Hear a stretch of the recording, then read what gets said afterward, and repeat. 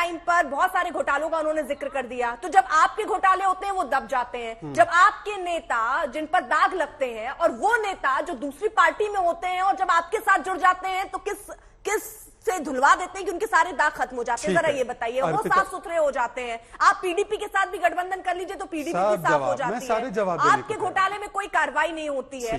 जब यहां आप जबरदस्ती, इनका कहना है कि आप मुद्दे बनाकर विपक्ष को परेशान करने की कोशिश कर रहे हैं। इतना बड़ा कोई घोटाला नहीं है, इससे बड़े बड़े घोटाले आपके राज्य में हो चुके हैं, लेकिन उस पर कोई कार्रवाई नहीं। ठीक है, अब मैं एक एक करके जवाब देता हूं। अर्पिता जी, पहले मैं ऑन रिकॉर्ड लाना चाहता हूं कि सरदार भगत सिंह जी का नाम लेने वाले उनके राष्ट्रीय प्रवक्ता को उनके माताजी का या पिताजी का नाम नहीं पता, तो मैं उनको बता दूं कि विद्यावती कौर उनकी माताजी का नाम है और उनके पिताजी का नाम सरदार किशन सिंह जी है। जरा जानकारी हासिल करके आई। हाँ, औरंगजेब के बाप का नाम इनको शायद पता होगा, तो इनके आदर्श कौन है ये समझ में आ रहा है। पर दूसरी बात, आज आते मुद्दे पर। देखिए, आपने कहा कि इसके ऊपर भी स्कैम का तमका है, उसके ऊपर भी स्कैम का तमका है। मैं कह रहा हूं कि चलिए ये आरोप प्रत्यारोप, इन्होंने कल 2-3 दिन पहले या 5-6 दिन पहले एलजी पर आरोप लगाया था, हाईकोर्ट ने उसको रिजेक्ट कर दिया। इनको कहा है कि इस आरोप को दोहराइएगा मत, पूरा फेक आरोप है। इन्होंने अरुण जेटली जी पर भी लगाया था, नाक रगड़कर माफी मांगी थी। गडकरी जी पर भी लगाया था, नाक रगड़कर माफी मांगी थी। अरे मजीठिया तक जाके उन्होंने माफी मांगी थी। तो इनके आरोपों पर तो हम भरोसा कर नहीं सकते। हम आरोपों पर वो भरोसा कर सकते हैं जिनके खिलाफ कोर्ट के ऑर्डर हो। इन्होंने जो भी 5-6 नाम गिनवाए,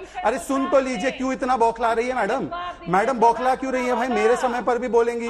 इनको बोलिए विज्ञापन नहीं है। अर्पिता जी, ये विज्ञापन नहीं है। मैं दोनों को रोक दूंगी। देखिए, अभी 2 मेहमान और हैं। 1 सेकंड, 2 मेहमान मेरे और हैं, मैं उनके पास जा भी नहीं पाई हूँ। रीना जी, मैं आपसे जो सवाल पूछ रही हूँ वो आप उसका जवाब देना नहीं चाहती, आपके पास आवाज नहीं पहुंच रही है, ना पहुंचने की आप ये जो भी चल रहा है उससे आप जवाब तो नहीं दे रही। देखिए अर्पिता शहजाद जी से आपने ही सवाल पूछा ना कि घोटाले हुए, उन्होंने क्या कार्रवाई की। अब आप जरा शांत रहिएगा, अपनी अपनी बारी में प्लीज बोलिए, नहीं मैं आप दोनों को रोक दूंगी बड़ी माफी के साथ। शहजाद, मैं कह रहा हूं कि जिनका भी ये नाम ले रहे, हेमंत बिस्वा शर्मा जी हो गए, मुकुल रॉय वैसे टीएमसी में है, वो बीजेपी में नहीं है, मुकुल रॉय का नाम ले रहे, जिनके भी खिलाफ वो आरोप लगा रहे हैं, उनके खिलाफ अगर मान लीजिए हमारी एजेंसीज ने कोई कार्यवाही नहीं की, उनके पास तो 8-8 वर्ष थे, ये जाकर एक एफआईआर या एक क्रिमिनल कोर्ट में कंप्लेंट कर लेते। तो जैसे सोनिया गांधी राहुल गांधी में जो कंप्लेंट कार्रवाई हुई है वो क्रिमिनल कोर्ट से ही हुई है, तो इस प्रकार से उस पर भी हो जाती। इनके पास सबूत है तो इनको कोर्ट में जाना चाहिए था, अगर नहीं है तो बता दे कि केवल आरोप लगाने के लिए आरोप है। पर मैं जिनका जिक्र कर रहा हूं, चाहे वो मनीष सिसोदिया का स्कूल घोटाला हो, सीवीसी की रिपोर्ट है, चीफ सेक्रेटरी की रिपोर्ट है,